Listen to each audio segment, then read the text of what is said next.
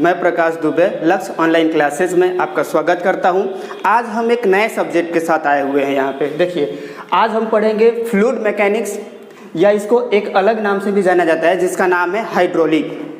तो देखिए, जो मैकेनिकल इंजीनियरिंग के जो स्टूडेंट होते हैं वो इस सब्जेक्ट को फ्लूइड मैकेनिक्स बोलते हैं या एफएम नाम से जानते हैं, और जो सिविल के स्टूडेंट होते हैं वो भी एफएम या उसको टेक्निकल वर्ड में हाइड्रोलिक सब्जेक्ट के नाम से भी पढ़ा जाता है। ठीक है, तो यानी कि ये जो पर्टिकुलर सब्जेक्ट है वो civil as well as mechanical दोनों के लिए इम्पोर्टेंट है। ठीक है, तो सबसे पहले देखिए फ्लूइड मैकेनिक्स होता क्या है। तो सबसे पहले हम फ्लूइड के बारे में डिस्कस करते हैं कि ये फ्लूइड होता क्या है।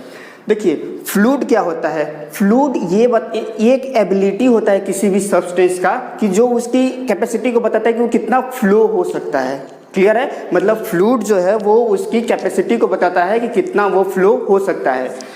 जो फ्लूइड होता है, फ्लूइड को अब तो हम लोग नॉर्मल एवरीडे लाइफ में भी देखते हैं। तो जो फ्लूइड होता है उसका कोई शेप नहीं होता है। जिस भी शेप में हम डालेंगे या जिस भी कंटेनर में हम डालेंगे वो ऐसा उसका शेप ले लेता है। जैसे अगर रेक्टेंगुलर वो वेसल होगा तो वो रेक्टेंगुलर शेप ले लेगा, अगर वो सर्कुलर वेसल होगा तो वो सर्कुलर शेप ले लेगा।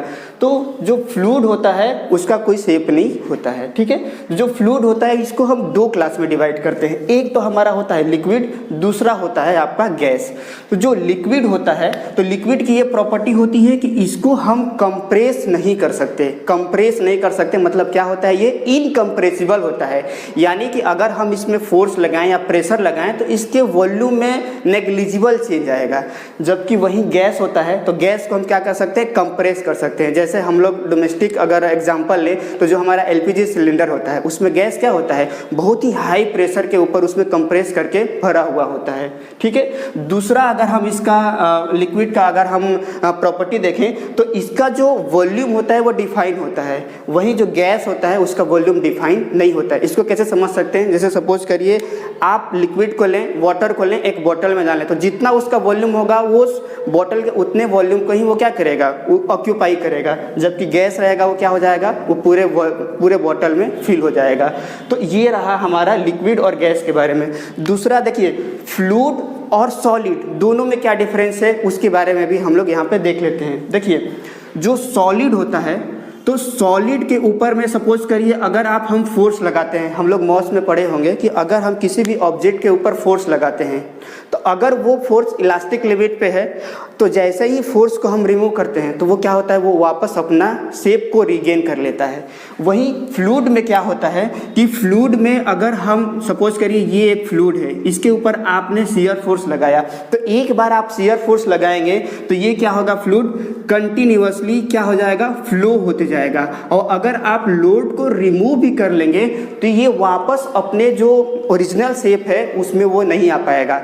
तो ये भी एक फ्लूइड की हम कैरेक्टरिस्टिक देख सकते हैं कि solid up to elastic limit वो अपने शेप को रिगेन कर सकता है, जबकि ये जो फ्लूइड होगा, फ्लूइड अपना कंटिन्यूअस फ्लो होते रहेगा, वो वापस रीगेन अपना शेप को गेन नहीं कर पाएगा। ठीक है, तो ये हमने देखा फ्लूइड के बारे में। अब हम देखते हैं मैकेनिक्स। मैकेनिक्स क्या होता है। देखिए, मैकेनिक्स क्या होता है, मैकेनिक्स किसी भी बॉडी के ऊपर क्या अलग अलग फोर्स लग रहा है और उस फोर्स के कारण उस बॉडी के प्रॉपर्टी के ऊपर क्या चेंजेस आ रहा है, उस फोर्स का क्या इफेक्ट आ रहा है, उसका स्टडी हम मैकेनिक्स के अंदर करते हैं। तो अगर हम दोनों वर्ड को, फ्लूइड मैकेनिक्स को एक साथ डिफाइन करने की कोशिश करें तो उसको कुछ इस तरीके से सिंपल वर्ड में हम डिफाइन कर सकते हैं कि फ्लूइड मैकेनिक्स जो है वो साइंस का वो ब्रांच है जिसके अंदर हम ये स्टडी करते हैं कि किसी फ्लूइड पार्टिकल के ऊपर अलग अलग जो फोर्स लग रहा है उस फोर्स का उस फ्लूइड पार्टिकल के बिहेवियर के ऊपर क्या इफेक्ट आ रहा है। क्लियर है, तो ये हमारा क्या हो गया, फ्लूइड मैकेनिक्स का डेफिनेशन हो गया। या ये बोल सकते हैं कि हम इस पर्टिकुलर सब्जेक्ट में फ्लूइड के ऊपर अलग अलग तरीके से जो फोर्स लगेगा या फ्लूइड का क्या क्या बिहेवियर होगा उसके बारे में हम डिस्कस करेंगे। अब रही बात ये जो दूसरा वर्ड है हाइड्रोलिक, तो हाइड्रोलिक एक ग्रीक वर्ड है, उसका भी लिटरल मीनिंग यही होता है कि हम फ्लूइड के जो प्रॉपर्टी है उसके बारे में हम डिस्कस करेंगे। अलग अलग फोर्स लगेगा तो क्या प्रॉपर्टी में चेंज आएगी उसके बारे में हम डिस्कस करेंगे। क्लियर है, तो ये हमारा हो गया फ्लूइड मैकेनिक्स। देखिए, अब इस पर्टिकुलर सब्जेक्ट को हम चार अलग अलग क्लास में डिवाइड कर लेते हैं, या इस पर्टिकुलर सब्जेक्ट में हमें चार अलग अलग फील्ड में स्टडी करना है फ्लूइड को। जैसे जब फ्लूइड रेस्ट में होगा तब उसकी क्या प्रॉपर्टी होगी, तो उसको हम फ्लूइड स्टैटिक्स के अंदर में डिस्कस करेंगे। जब फ्लूइड मोशन कर रहा होगा और मोशन करने के साथ कौन से पाथ को फॉलो किया, क्या उसकी एक पर्टिकुलर टाइम पे वेलोसिटी थी, कि क्या उसका एक्सेलरेशन था, क्या वो यूनिफॉर्म फ्लो हो रहा था, नॉन यूनिफॉर्म फ्लो हो रहा था, क्या वो टाइम के साथ उसकी वेलोसिटी या एक्सेलरेशन चेंज हो रहा था कि नहीं हो रहा था, उसकी सारे ये पर्टिकुलर सब चीज़ का जो स्टडी फ्लूइड का रहेगा वो हम फ्लूइड काइनेमेटिक्स के अंदर में करेंगे। थर्ड हम लोग देखते हैं फील्ड, तो फ्लूइड डायनेमिक्स। तो देखिए फ्लूइड डायनेमिक्स का मीनिंग ही होता है क्या, कि इसमें motion as well as force का स्टडी। यानी कि यहाँ पे क्या हो जाएगा कि जब फ्लूइड मोशन कर रहा होगा, जैसे सपोज करिए हम अगर किसी भी वाटर को ही जैसे पंप हाउस से डोमेस्टिक तक सप्लाई करते हैं, तो ऑब्वियसली वो एक पाइप के थ्रू होके फ्लो होता है, तो उसमें अलग अलग क्या फोर्स लगता है, किस रेट से वो फ्लो होता है, और कौन कौन से फिनोमेना इसके फ्लो रेट को इन्फ्लुएंस करते हैं, उसको हम फ्लूइड डायनेमिक्स के अंदर में स्टडी करेंगे। ठीक है। और लास्ट जो हमारा आता है हाइड्रोलिक मशीन। तो देखिए हाइड्रोलिक मशीन नाम से ही क्लियर क्या है, मशीन, और हाइड्रोलिक मतलब मीनिंग ही होता है क्या, फ्लूइड से रिलेटेड कुछ है। तो ये जो हाइड्रोलिक मशीन है, इसके अंदर हम देखेंगे कि जो फ्लूइड को यूज किया जाएगा किसी मशीन पार्ट को चलाने के लिए, या उस फ्लूइड में जो एनर्जी कंटेंट रहेगा उसको हम लोग सॉक आउट करेंगे किसी और यूजफुल वर्क के लिए। जैसे जो हमारा हाइड्रोलिक मशीन होता है, इसमें हम दो कैटेगरी होता है। देखिए एक तो होता है आपका हाइड्रोलिक टरबाइन हम बोल सकते हैं, और दूसरा जो हो सकता है हमारा पंप हो सकता है। देखिए हाइड्रोलिक टरबाइन क्या करता है, किसी भी डैम में आप लोग देखे होंगे कि बहुत हाई लेवल पे वाटर कंटेंट रहता है, यानी उसमें हाइड्रोलिक एनर्जी कंटेंट रहता है, और उसको टरबाइन को उसका यूज़ किया जाता है टरबाइन को रोटेट करने के लिए, और वहाँ से हम इलेक्ट्रिसिटी जनरेट करते हैं। यानी अल्टीमेटली हम क्या कर रहे हैं, हाइड्रोलिक एनर्जी को मैकेनिकल एनर्जी में कन्वर्ट कर रहे हैं। वही पंप में हम क्या कर सकते हैं, इलेक्ट्रिसिटी प्रोवाइड करते हैं पंप को, यानी ठीक है मैकेनिकल एनर्जी हमने दिया शाफ्ट को, और उससे हम क्या कर सकते हैं, पानी को यानी ग्राउंड फ्लोर से छत पे ले जा सकते हैं। यानी हमने उसके हाइड्रोलिक एनर्जी या पोटेंशियल एनर्जी को हमने क्या किया, इंक्रीज किया। तो इस पर्टिकुलर में हम टरबाइन, पंप, अलग अलग टरबाइन क्या होते हैं, उनका वर्किंग प्रिंसिपल क्या होता है, उसके बारे में हम पढ़ेंगे। पंप के केस में भी वही, उसका क्या क्लासिफिकेशन होता है, उसका वर्किंग प्रिंसिपल क्या होता है, उसको हम लोग यहाँ पे डिटेल में पढ़ेंगे। अब हमारा जो इंट्रोडक्शन का जो नेक्स्ट जो टॉपिक है, उसमें हम देखेंगे कि देखिए कोई भी अगर आप सब्जेक्ट पढ़ रहे हैं तो ऑब्वियसली उसका इम्प्लीकेशन या उसका क्या इंपॉर्टेंस है ये जानना बहुत ज़रूरी है। तो देखिए फ्लूइड मैकेनिक्स और हाइड्रोलिक, एज ए इंजीनियर हमें इसका एप्लीकेशन जानना बहुत ज़रूरी है। तो देखिए हम फ्लूइड मैकेनिक्स का क्या क्या एप्लीकेशन और कौन कौन से एरिया में, उसके बारे में देखते हैं। देखिए तो सबसे पहले तो हमने यहाँ पे ऑलरेडी डिस्कस किया हुआ है कि हाइड्रोलिक टरबाइन।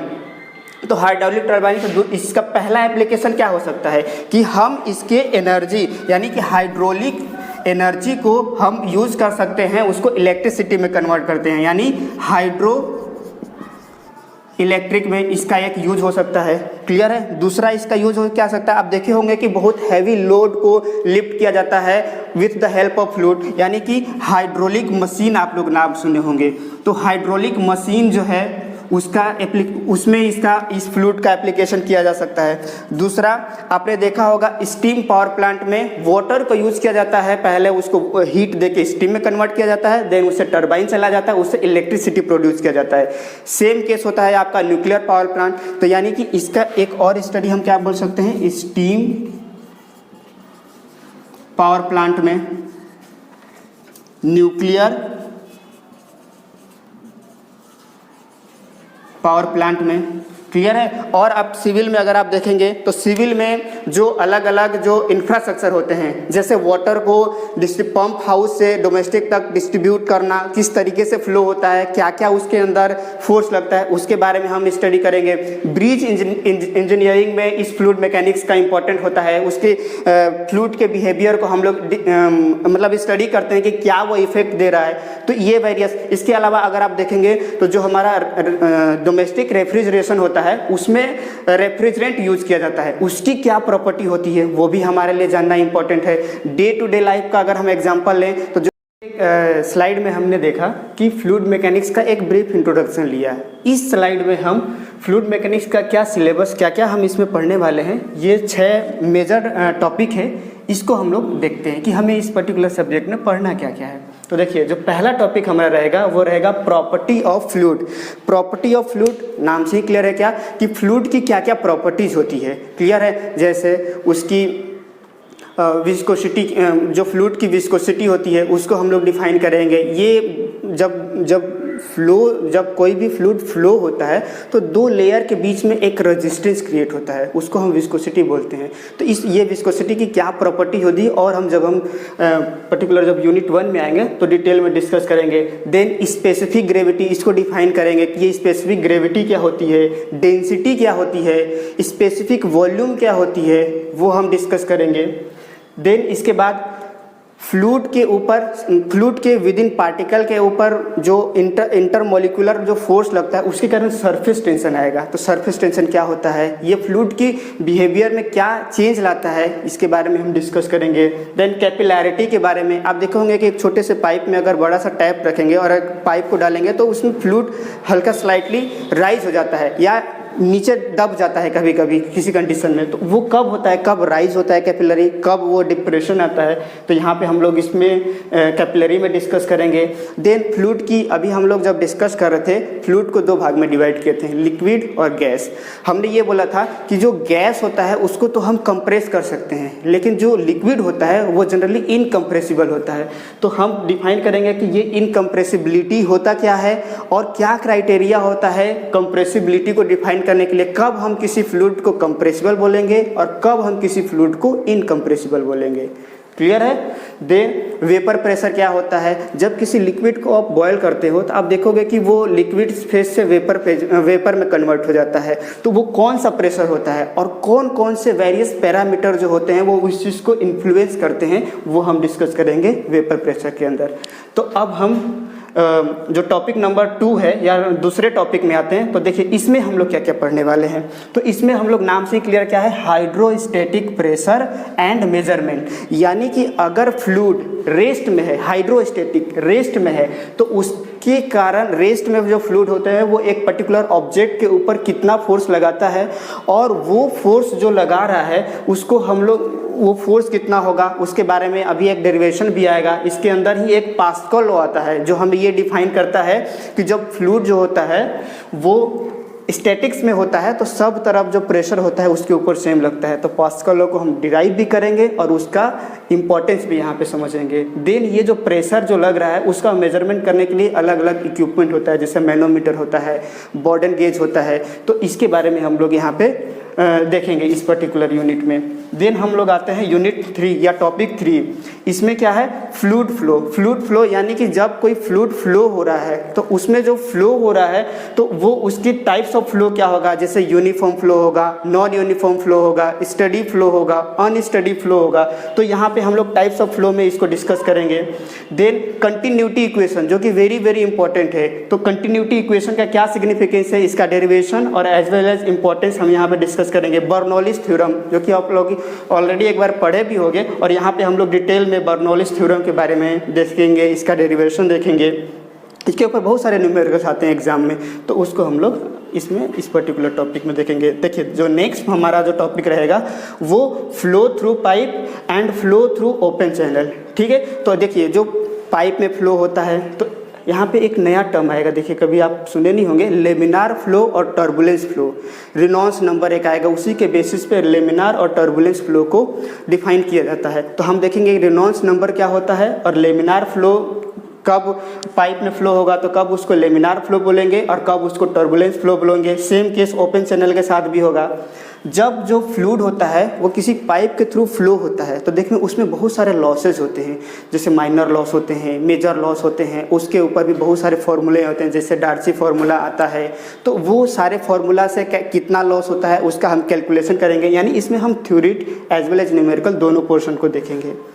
देन जो फिफ्थ रहेगा फ्लूइड मेजरिंग डिवाइस। इसमें देखिए अब कोई भी फ्लूइड जो है वो किसी पाइप के थ्रू फ्लो हो रहा है, ठीक है, तो वो किस रेट से फ्लो हो रहा है उसको मेजरमेंट करने का अलग अलग इक्विपमेंट होता है, जैसे वेंचुरी मीटर, पिटोट ट्यूब और फिश मीटर। तो इसके ऊपर देखिए डेरिवेशन भी हम देखेंगे और इसके ऊपर न्यूमेरिकल भी देखेंगे और प्लस इनका क्या वर्किंग प्रिंसिपल होता है, ये तीनों अलग अलग डिवाइस के हम यहाँ पे यूनिट नंबर ये टॉपिक 5 में हम देखेंगे। देन हमारा जो लास्ट टॉपिक होगा वो क्या रहेगा, हमारा हाइड्रोलिक मशीन। जो हमने अगर इंट्रोडक्शन अगर आप देखेंगे तो उसमें हमने जो लास्ट क्लासिफिकेशन किया था हाइड्रोलिक मशीन में, तो एक होता है हमारा टरबाइन, दूसरा होता है पंप। मतलब फ्लूइड के अंदर जो एनर्जी है उसको यूटिलाइज कर रहे हैं हम इलेक्ट्रिसिटी जनरेट करने के लिए, तो वो टरबाइन के केस में होगा। और अगर हम फ्लूइड को मैकेनिकल इंजीनियरिंग दे रहे हैं उसके हाइड्रोलिक एनर्जी को इंक्रीज करने के लिए, क्लियर है, तो वो हमारा क्या हो जाएगा, पंप हो जाएगा। तो देखिए अब ये टरबाइन में भी हम देखेंगे कि कितने टाइप के टरबाइन होते हैं, मतलब अलग अलग टाइप के टरबाइन होते हैं, उनका क्या वर्किंग प्रिंसिपल है। पंप के केस में भी कभी आप सुने होंगे कि सेंट्रीफ्यूगल पंप होता है, रेसिप्रोकेटिंग पंप होता है, उनका क्या वर्किंग प्रिंसिपल है, क्या उनका वर्किंग प्रिंसिपल होता है या और कंस्ट्रक्शन होता है, और इसके ऊपर हम न्यूमेरिकल करेंगे। तो इस पर्टिकुलर बहुत ही इंटरेस्टिंग ये सब्जेक्ट है और ये हमारा सिलेबस रहा, और आगे आने वाले नेक्स्ट क्लास में हम यूनिट 1 से स्टार्ट करेंगे।